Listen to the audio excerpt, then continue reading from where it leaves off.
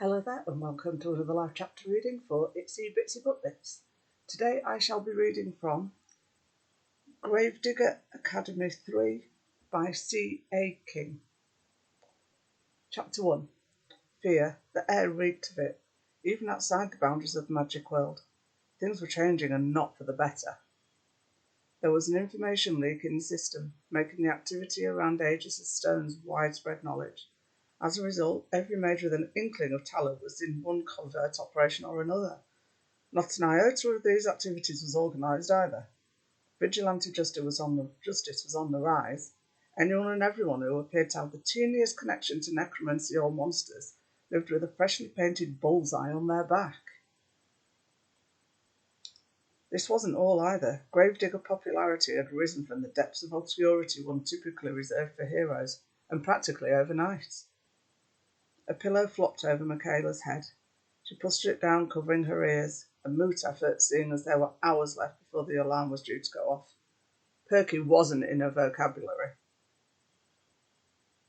First thing in the morning, and in her opinion, something was seriously wrong with people who knew what it meant and lived it. Of course, not sleeping well was probably the greatest factor behind her lethargic movements. The pillow flew across the room, followed by a sigh marked with frustration. She squinted. The slightest crack between the curtains allowed more than enough of the sun's power to illuminate the entire area. Eyelids fluttered, adjusting to the light. A yawn and stretch were the answers she sought to limber up quickly. They, at least, made the experience of waking a bearable one. Aegis' stones, huh? Her eyes closed, teeth clamping down on her bottom lip. This year wasn't going to be an easy one. None that the first two had been. People were scared. The more they knew about the stones, the worse things became. The magical world was hanging by a thread, and not even her hometown was immune to the craziness. It was a disease spreading faster than a wildfire. Warm feet slid out from under the covers, touching down on plush softness. The petty difference in her preference for carpeting and the rest of her family's fondness of hardwood seemed moot in comparison to the tribulations of the last few years. There were far worse things for those closest to clash over, looming above their heads. The guillotine was poised and ready. Heads were going to roll. Cursed by my own great-grandmother, she sighed, reaching for the pendant dangling from a chain around her neck. Death magic. Silence made itself known. She barely knew anything about magic at all, yet everyone around her believed she was adept at it. One hand reached down, fingers gently running across the birthmark that marred her otherwise perfect skin. Now she was being hailed a hero. Things were bound to be even more intense. A saviour she wasn't, nor did she fancy to be one. After last year, someone else could step up to the plate. Makayla glanced over at the stack of books Headmistress Neat had provided for light summer reading.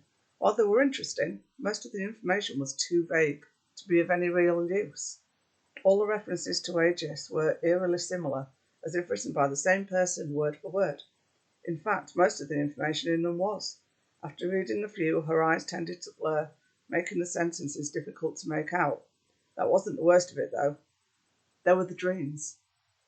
A sigh escaped partly open lips. They weren't exactly nightmares, but recurring and worrisome nonetheless. She'd never made it to the end either.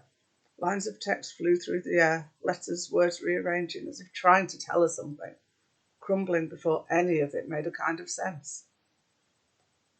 The palms of her hands rubbed over her eyes, removing all traces of the Sandman's gifts. Overthinking problems never helped. It was time to get up and face them.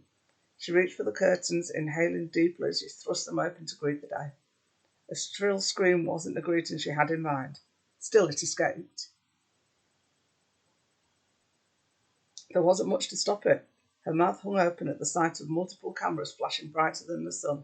She jumped to the left, hiding, and firmly planting her feet on the floor and back flat against the wall.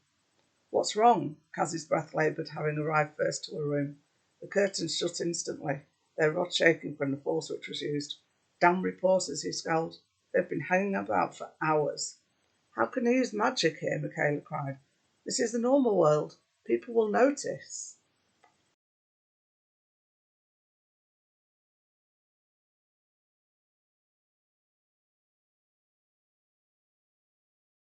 It's an easy way to explain the phenomenon without mentioning magic. Drones can do the same thing. Why are they out there in the first place? Makayla asked, putting a robe over her pyjamas. What do they want? Pictures of you, obviously, he rolled his eyes. Your headline news. There were leaks about the stone, but people want the whole story. He motioned with a head nod. Come down and have breakfast. We can discuss the issue together. Don't worry, he winked. I have a plan. Her slumped shoulders were accentuated by a heavy sigh. Family meals were difficult at best. Last summer it was solitude. This year everyone had an opinion which needed discussing. There was no avoiding the inevitable, though. She strutted down the stairs after her brother, following him all the way to the kitchen. In a large family, living spaces were small and arguments tended to run rampant easily without some form of structure. Each of them had their specific dining places assigned to avoid any conflict arising from the right to choose.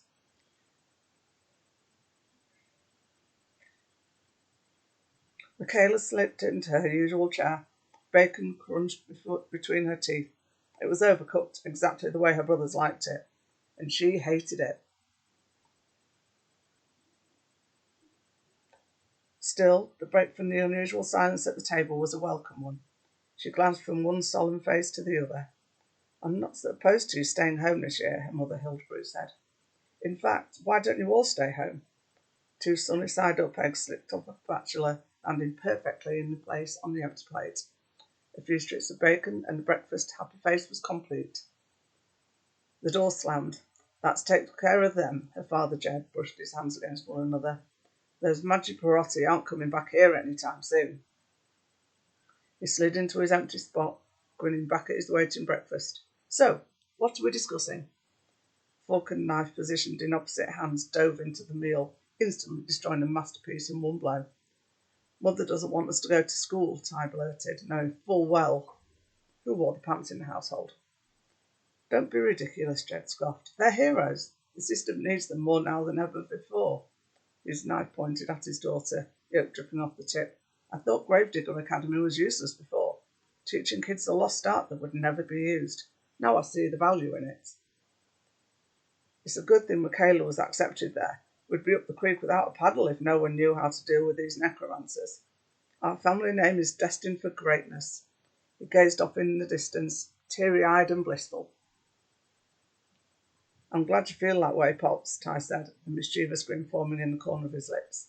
A white napkin patted the premature smile away. I'll put in for a transfer. You're leaving Marsh? Hildebrew asked, taking a seat. One hand covered the gaping hole left by a dropped jaw. I haven't heard back yet, but yeah. I thought about this long and hard over the break, and I decided it was best if the family stuck together. I can't let my little sister hog all the glory now, can I? His lateral reach was enough to touch Makayla's shoulder. He chuckled. She shook. Besides, the place is going to be packed. I won't be able to get in later on. Everybody probably wants to be a gravedigger now that they are the heroes.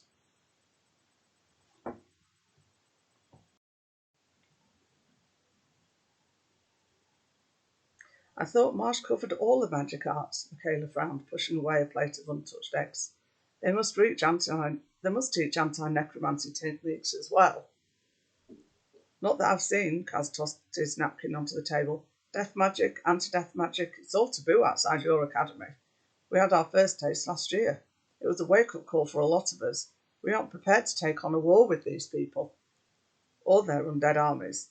What army? Makayla huffed. She gulped back the last of her orange juice. When did military forces form? What do you think is going to happen if Aegis rises again? Ty asked with an added eye roll. He's not coming back to have tea parties and pick daisies. Why is he coming back then? Makayla's brow arched, lips curling down at the edges. Does anyone know what he wants? He's a fanatic, her father snapped, a mug held to his lips. He took a sip of black coffee, slurping. He wants to start what he finished. Which is what? World domination. Ty shrugged. The downfall of the crones, Jed blurted out. Hildebrew sighed. There are many in the magic world who sympathise with some of Aegis's beliefs.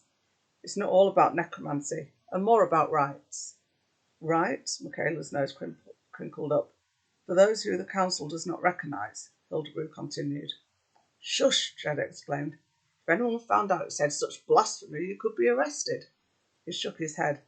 It's better not to say things, especially now. All eyes are fixed on this family for the time being. She has a right to know, Hilda cried, wiping tears from her eyes before they formed. They all do. It's okay, Makayla said, staring at the gift box waiting to be opened before her. I have a feeling I'll find out everything soon anyway. One end of the ribbon pulled easily within her grip, leaving only the lid to lift. Go on then, her father urged. I had to think outside the norm, but I think you'll like it. His brows lifted, mouth hanging open. Well, did I do a good job? Makayla gazed down at the silver charm. He had the right idea, at least.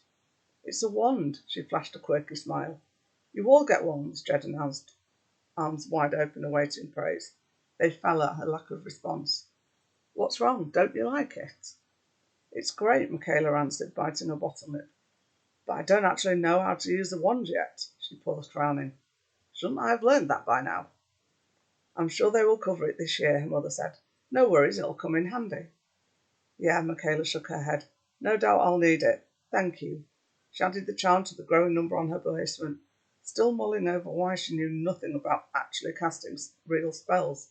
So far, much of her curriculum surrounded helpers and potions, and she certainly wasn't prepared to take on a necromancer, even if she had managed to escape Woolley twice.